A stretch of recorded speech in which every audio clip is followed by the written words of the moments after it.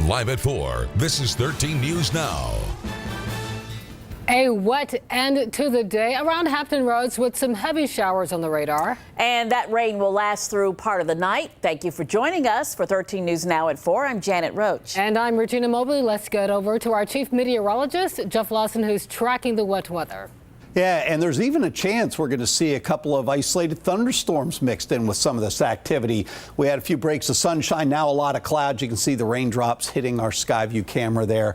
Right now, we've seen a couple of areas of shower activity throughout the day. Now we're starting to build even more of it. And in fact, as I mentioned, chance of severe weather. This line out west has had a couple of warnings with it so far. They'll tend to weaken those storms as they come east. The ones here in the east have some heavy rain. Notice the flood advisory down there near Rocky Mount, but have not had a whole lot of lightning and thunder or severe weather associated with them. So right now we've had a little bit of rain move through the Norfolk area. Right now the heaviest is out here across just east of Franklin. Areas there of Suffolk, back down to about a Hosky, very heavy shower and storm activity down there. And all of this, as we mentioned, is continuing to move to the north.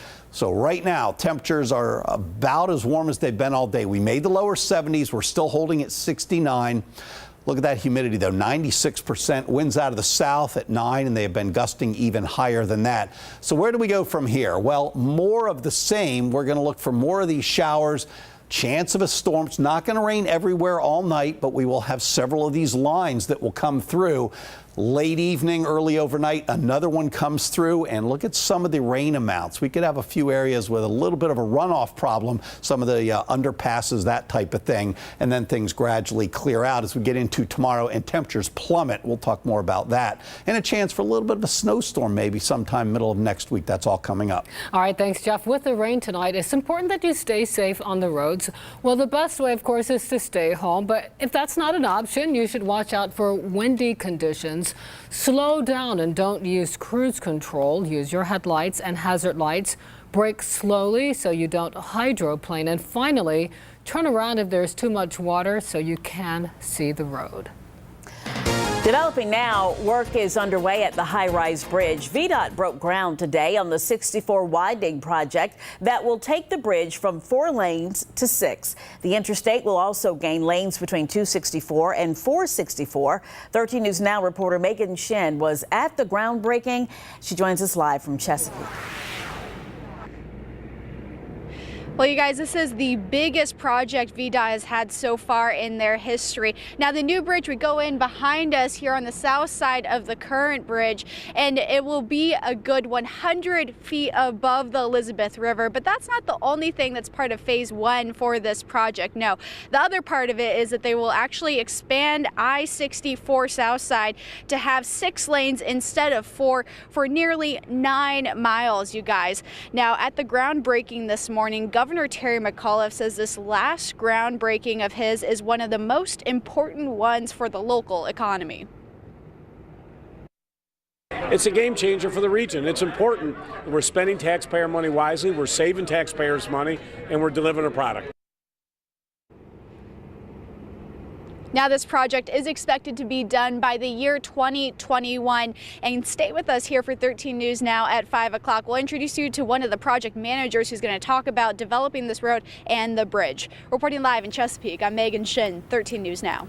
Portsmouth schools have announced the official plan to make up the 5 recent snow days. There are 2 makeup days built into the calendar. To make up the rest of the time, 3 early release days will become full school days. Exam dates are also delayed, and from January 22nd through May 18th, the school day will last 8 minutes longer. Here's the Suffolk plan. 4 early release days become full days. Students will also have to come to school President's Day, which is February 19th. 13 News Now is tracking all the school division makeup plans. We will have the list of all of the announcements on 13newsnow.com. No arrests yet in a double shooting that left 1 man dead and a teen hurt. Newport News police say someone shot and killed 25-year-old Isaac Harris last night on Terrytown Court. Bullets also hit a 15-year-old boy in the leg. At this point, police have not released any suspect information or said what may have led to the shooting. A second person is behind bars in Isle of Wight County after a 5-year-old boy ended up in critical condition in the hospital. The sheriff's office has now charged 33-year-old Justin Cox with child neglect. The child's mother, 32-year-old Jay Hadley, is charged with child abuse and aggravated malicious wounding. Investigators say Monday, medics found a 5-year-old boy unresponsive at a home on Yellowhammer Road in Zuni. Cox and Hadley are in jail without bond. A Virginia Beach man is facing a murder charge after a homicide earlier this week. 73-year-old Richard Waltz is charged with killing 75-year-old Marlene Waltz. On Monday, police found Marlene dead in a home on Five Forks Road near Pleasure House Road. Police also found a man badly hurt at the home, although it is not clear if that man was Richard Waltz. Richard Waltz is currently in custody.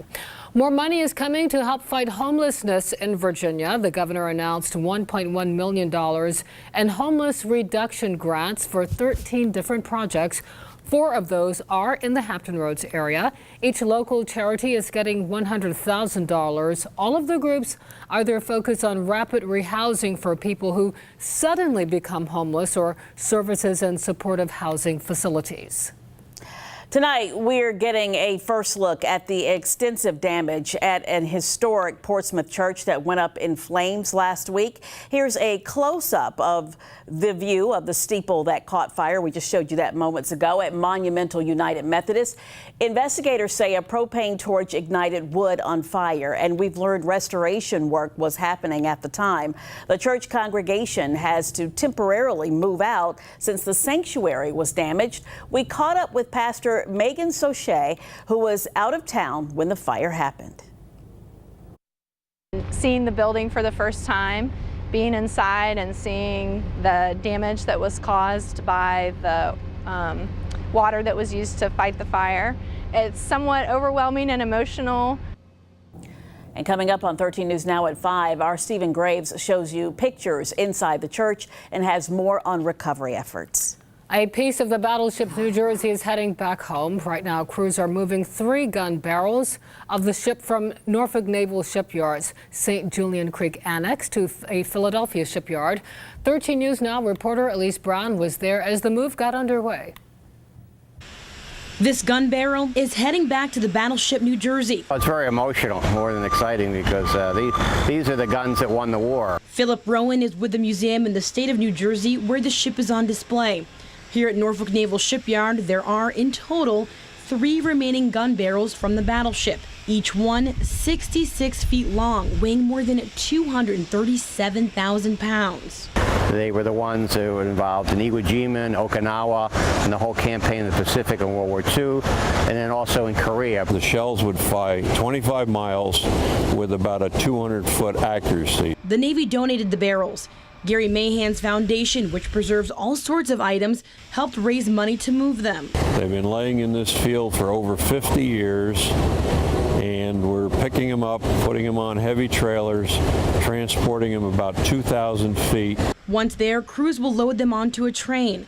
One will end up at the battleship, one will go to the former Philadelphia Naval Shipyard where the ship was built.